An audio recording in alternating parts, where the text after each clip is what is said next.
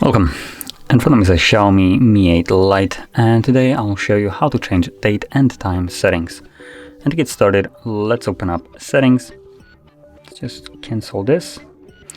And from here we're gonna navigate to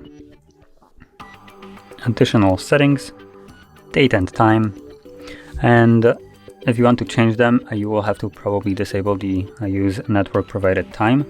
And this will then allow you to actually change date and time yourself, like so. As you can see. There we go.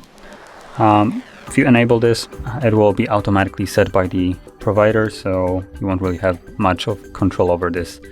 So yeah. Now that being said, this is how you would change the time, and also you can change the time format right here if you want to. So it displays it in a different orientation, or instead of 24 hours, it will display it in 12 hour. So lastly, you have the time zone, or this second clock though. As you can see on the home screen, you do have 2 clocks. So you can change the second one here as well.